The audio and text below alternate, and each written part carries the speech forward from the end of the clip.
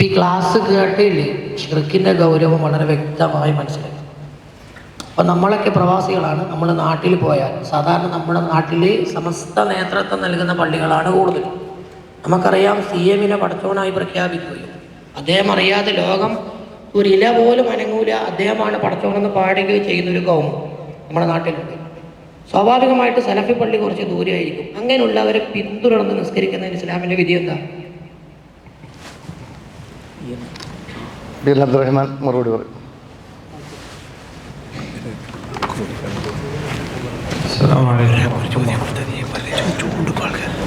ഇതിൽ ഒരാൾ ഷിർക്ക് ചെയ്യുകയും ഷിർക്കിനെ ന്യായീകരിക്കുകയും അത് ആര് എന്നുള്ളതാണ്. ആരായാലും ഷിർക്ക് ചെയ്യുകയും ഷിർക്കിനെ ന്യായീകരിക്കുകയും ചെയ്യുന്നൊരു വ്യക്തിയാണെങ്കിൽ ആ വ്യക്തിയുടെ ബാറ്റിൽ നമസ്കരിക്കാൻ പറ്റുന്നു. വിശ്വാസമില്ലാത്ത ഒരാളുടെ പിറകിൽ വിശ്വാസമാണ് ഒന്നുമില്ലാത്ത ഒരാളെ ബാറ്റിൽ നമസ്കരിക്കാൻ പറ്റില്ല. എന്നാൽ അത് അർത്ഥമാക്കുന്നത് നമുക്ക് ഓരോ വ്യക്തികളെ ഇന്ന വ്യക്തി അയാൾ വിശ്വാസിയല്ല, ഇന്ന വ്യക്തി അയാൾ മുശ്രിക്കാണ്, ഇന്ന വ്യക്തി കാഫിറാണ് എന്ന് നമുക്ക് വ്യക്തികളെ തക്ഫീർ ചെയ്യാൻ നിരുപാധികം എന്നല്ല. അപ്പോൾ നമുക്ക് ഷിർക്ക് ചെയ്യുന്നവരും ഷിർക്കിനെ ന്യായീകരിക്കുന്നവരുമാണ് എന്ന് കൃത്യമായി അറിയാം എങ്കിൽ, ആ വ്യക്തിയെക്കുറിച്ച് അറിയാമെങ്കിൽ മാത്രമേ വ്യക്തിയെ തുറന്ന് നിസ്കരിക്കാൻ പറ്റൂല. അതാരാണെങ്കിലും നമ്മളോ ആ സാഹചര്യത്തിൽ പടച്ചുറപ്പ് കാത്തു രക്ഷിക്കുമാറാട്ടെ.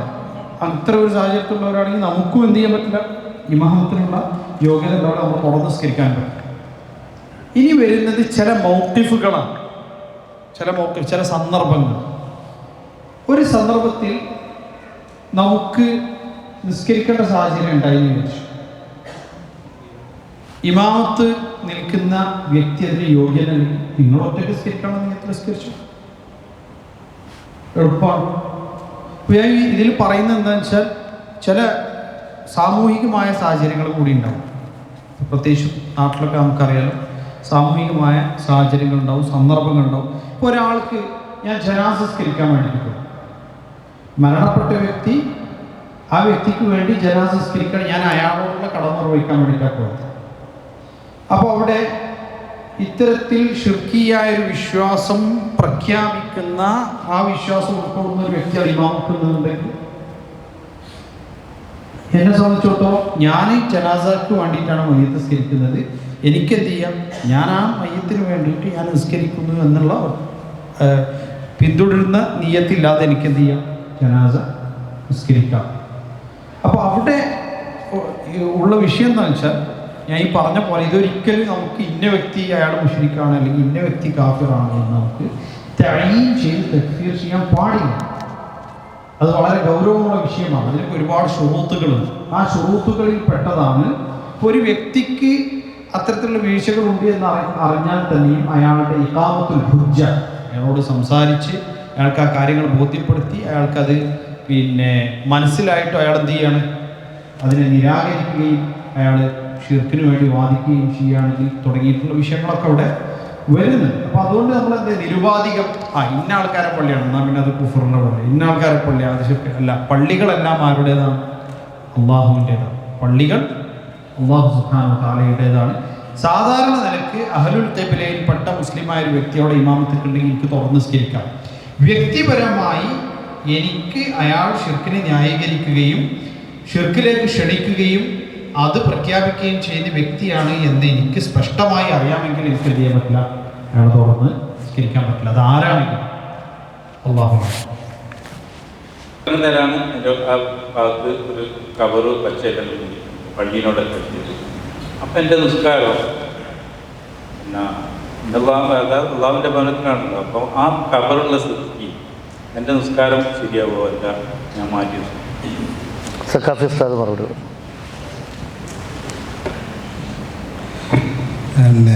ഖബർ ഖിബലയുടെ ഭാഗത്തുള്ള പള്ളികൾ ധാരാളം നമ്മുടെ നാട്ടിലുണ്ട്.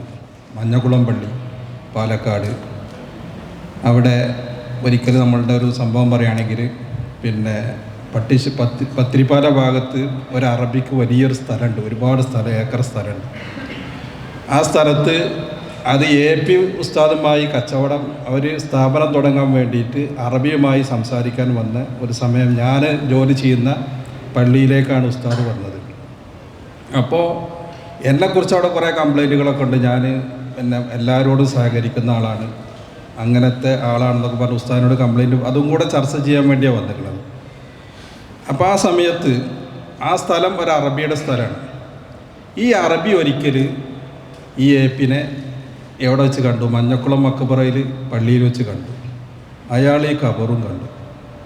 അപ്പോൾ കണ്ട സമയത്ത് അയാൾ പറയാണ്, ഈ അബൂബക്കറിനല്ല അന്ന് അവിടെ കണ്ട അബൂബക്കർ, വല്ലാഹി ലക്ക മാഫി, വല്ലാഹി എൻ്റെ അടുത്ത് നിന്നാണ് പറയുന്നത്, ഞാൻ ജോലി ചെയ്യുന്ന പള്ളിയിൽ വന്നിട്ടാണ് പറയുന്നത്, ലക്ക അനക്ക് ആ സ്ഥലം തരൂല, കാരണം ഇത് മുശ്രിക്കാണ് എന്ന് അദ്ദേഹത്തോട്. അപ്പോൾ പിന്നെ ഖിബിലയുടെ ഭാഗത്തൊരു ഖബർ, ആ ഖബറിലേക്ക് തിരിഞ്ഞിരിക്കാൻ നിസ്കരിക്കാൻ നമുക്ക് ഒരിക്കലും പാടില്ല. പക്ഷെ നമ്മൾ അറിയാണ്ട് നിസ്കരിച്ച് കഴിഞ്ഞാൽ അള്ളാഹു തആല ഒക്കെ പുറത്തു തരുന്നവനാണല്ലോ.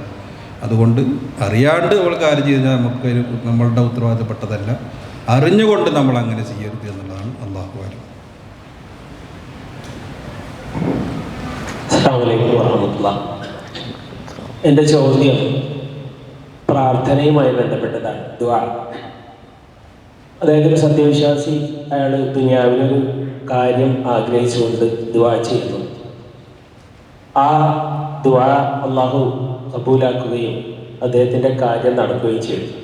എൻ്റെ ചോദ്യം ഇതാണ്, അങ്ങനെ ഒരു കാര്യം അള്ളാഹു സഫലീകരിച്ച് കൊടുത്താൽ ആ സത്യവിശ്വാസിയുടെ ചിന്ത അല്ലെങ്കിൽ അയാളുടെ വിശ്വാസം എങ്ങനെയായിരിക്കണം? അതായത് എൻ്റെ പ്രാർത്ഥനയുടെ ഫലം കൊണ്ട്, അല്ലെങ്കിൽ ഞാൻ എന്നോട് അള്ളാഹുവിന് തൃപ്തിയുള്ളത് കൊണ്ട് അള്ളാഹു എനിക്കത് സാധിച്ചു തന്നു എന്ന രീതിയിലായിരിക്കണം? അതല്ല, പൂർണ്ണമായും അള്ളാഹുവിൻ്റെ ഔദാര്യം കൊണ്ട് മാത്രം, അള്ളാഹുവിൻ്റെ കാരുണ്യം കൊണ്ട് മാത്രം അള്ളാഹു എനിക്ക് അത് എത്തിച്ചു തന്നു.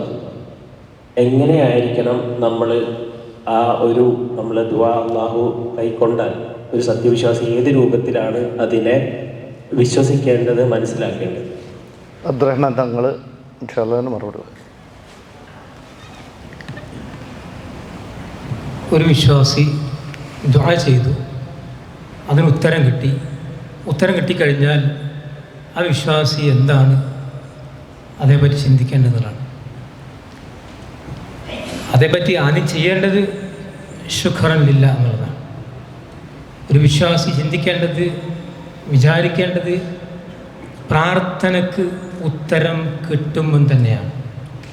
സൂറത്ത് ബഖറയിലെ 186-ാമത്തെ വചനം, വഇദാ സഅലക ഇബാദി അന്നി ഫഇന്നി ഖരീബുൻ ഉജീബു ദഅവത ദാഇ ഇദാ ദഅാനി. അത് ഖുർആനിലെ ഓഫറാണ്. അതായത് നിങ്ങൾ എന്നോട് പ്രാർത്ഥിക്കണം, പ്രാർത്ഥിച്ചാൽ ഞാൻ ഉത്തരം തരും. ഉദ്ഉല്ലാഹ വഅൻതും മൂഖിനൂന ബിൽ ഇജാബ ഖാല റസൂലുള്ളാഹി സ്വല്ലല്ലാഹു അലൈഹി വസല്ലം. നിങ്ങൾ പ്രാർത്ഥിക്കുമ്പോൾ ഉത്തരം ലഭിക്കുമെന്നുള്ള കോൺഫിഡൻസോടുകൂടി പ്രാർത്ഥിക്കുക. പ്രാർത്ഥന എന്ന് പറയുന്നത് ഫുളൈൽ ഇബ്നു ഇയാദ് പറഞ്ഞ പോലെ വഹുവ സിലാഹുൽ മുഅ്മിനി, അത് വിശ്വാസിയുടെ ഒരു ആയുധമാണ്. നൂറു സമാവാതി വൽ അർളി ഇമാദുദ്ദീൻ, അത് ഈ പ്രപഞ്ചത്തിൻ്റെ പ്രകാശമാണ്, ഈ മതത്തിൻ്റെ നെടുന്തൂണാണെന്നാണ്. പ്രാർത്ഥന നമുക്ക് ഖുർആനിൽ നൽകുന്ന അനേകം ഓഫറുകളിലെ ഒരു ഓഫറാണ് എന്ത്? പ്രാർത്ഥിച്ചാൽ ഉത്തരം തരിക എന്നുള്ളത്. ഇമാം തുർമിദി റിപ്പോർട്ട് ഹദീസ് കാണാൻ കഴിയും, മല്ലം യസ്അലില്ലാഹ യഗ്ളബ് അലൈഹി, അള്ളാഹിനോട് ദുആ ചെയ്തില്ലെങ്കിൽ അള്ളാഹ്ക്ക് ദേഷ്യം ഉണ്ടാവുന്ന. അപ്പോൾ പ്രാർത്ഥിക്കുക എന്നാൽ പ്രാർത്ഥനയ്ക്ക് കാത്തിരിക്കുകയാണെന്നാണ്. സൂറത്ത് ഗാഫിറിലെ മുഅ്മിനിലെ 60-ാമത്തെ വചനം അങ്ങനെ തന്നെ, വഖാല റബ്ബുക്കും ഉദ്ഊനി അസ്തജിബ് ലക്കും, നിങ്ങളുടെ റബ്ബ് പറയുന്നു നിങ്ങൾ എന്നെ വിളിച്ച് പ്രാർത്ഥിക്കണം, ഞാൻ ഉത്തരം തരാം. അപ്പോൾ ഒരു വിശ്വാസം വിചാരിക്കണം, എനിക്ക് പ്രാർത്ഥിച്ചിപ്പോൾ ഒരു കുഞ്ഞുണ്ടായി, പ്രാർത്ഥിച്ചെൻ്റെ സാമ്പത്തിക പ്രയാസം ഉണ്ടായി, ഒക്കെ ഉണ്ടായിക്കഴിഞ്ഞാൽ ഇത് ഈ പ്രകൃതിയിൽ നമ്മൾ പറഞ്ഞാൽ സാധാരണ ഈ നിയമങ്ങൾക്ക് അപ്പുറമുള്ള ഒരു നിയമമാണെന്നാണ്. എത്രത്തോളം ലയറുദ്ദുൽ ഖദർ ഇല്ല ദുആ, ഖദർ പോലും മാറ്റാൻ കഴിയുന്നത് ദുആയാണെന്നതാണ്. പ്രാർത്ഥന കൊണ്ട് ഉത്തരം ലഭിക്കണമെങ്കിൽ അൽഹംദുലില്ലാ ശുക്രൻ ലില്ലാ എന്നാണ് പ്രാർത്ഥന. അത് ഒരു വിശ്വാസിയുടെ ജീവിതത്തിൻ്റെ ഭാഗമായതുകൊണ്ട് തന്നെയാണ് അദ്ദുആഉ വൽ ഇബാദ, ഇബാദത്ത് തന്നെയാണ് ദുആ എന്ന് ഇസ്ലാം നമ്മെ പഠിപ്പിക്കുന്നത്. അതുകൊണ്ട് തന്നെയാണ് പ്രവാചകൻ സ്വല്ലല്ലാഹു അലൈഹി വസല്ലം പറഞ്ഞത്, നിങ്ങൾ പ്രാർത്ഥിക്കണം. അഖ്റബുമായ യകൂനുൽ അബ്ദു മിർ റബ്ബിഹി വഹുവ സാജിദുൻ ഫഅക്സിറു അദ്ദുആ. ഒരു വിശ്വാസി അള്ളാഹുവിനോട് അടുക്ക് നിൽക്കുന്നത് സുജൂദിലാണ്. നിങ്ങൾ ദുആയെ അധികരിപ്പിക്കണമെന്ന് പറഞ്ഞത്. അസ്സലാമു അലൈക്കും.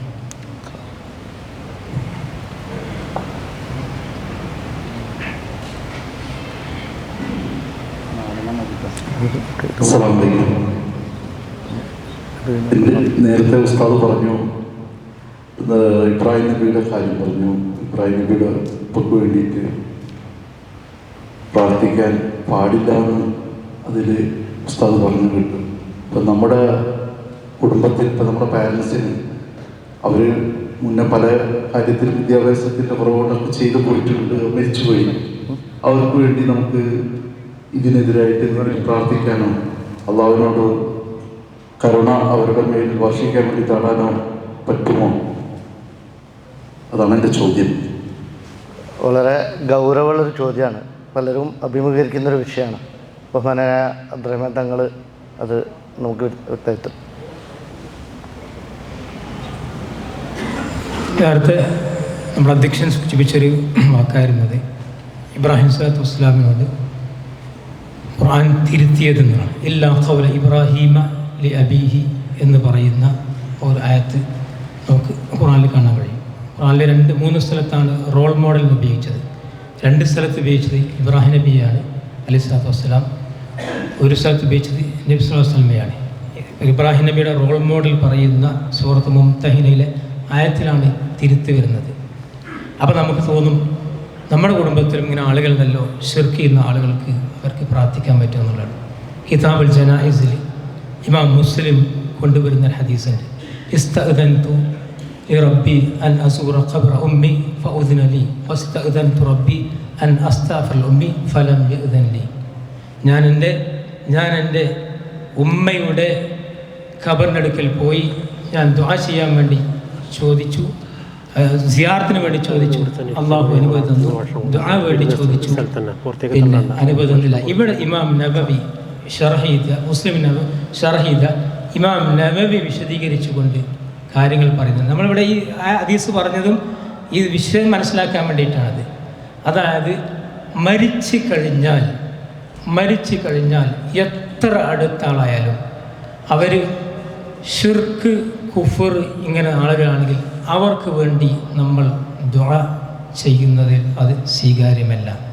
അത് ഇബ്രാഹിം നബി സ്വല്ലല്ലാഹു അലൈഹി വസല്ലമയെ തിരുത്തിയത് മുതൽ പിന്നെ അവിടെ നിന്ന് അങ്ങോട്ട് ഒരുപാട് തിരുത്തുകൾ നമുക്ക് ചരിത്രത്തിൽ കാണാൻ കഴിയും. ഇനി പ്രവാചകൻ്റെ കാലത്ത് തന്നെ ജീവിച്ചിരിക്കുന്ന ആളുകൾ അവർ ഹിദായത്തിലേക്ക് വരട്ടെ എന്ന് നമ്മൾ പ്രാർത്ഥിക്കാം.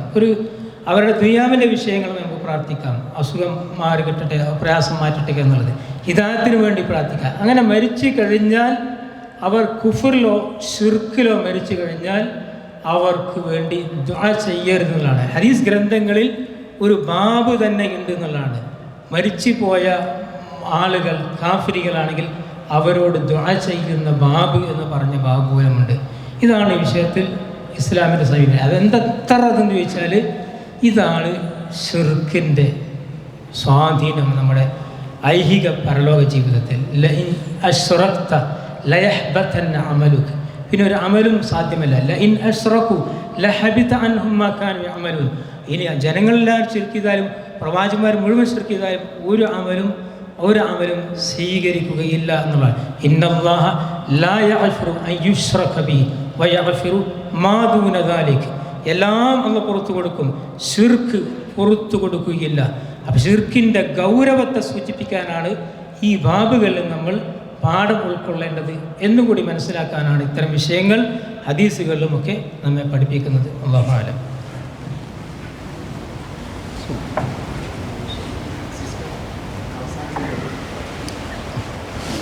അവസാനമായി ഒരു ചോദ്യം കൂടി ചോദിക്കാം. ആരെങ്കിലും അത്യാവശ്യം ഉണ്ടെങ്കിൽ ചോദിക്കാൻ വേണ്ടി ചോദിക്കണമെന്നില്ല. ഇൻഷാല്ലാ അവസാനത്തെ ചോദ്യം.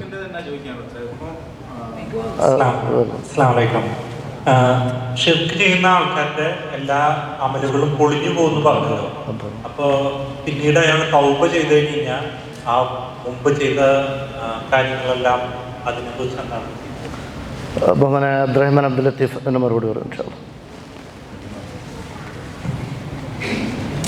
ബിസ്മില്ലാ അൽഹംദുലില്ലാ വസ്സലാത്തു വസ്സലാമു അലാ റസൂലില്ലാ വബഅദ്.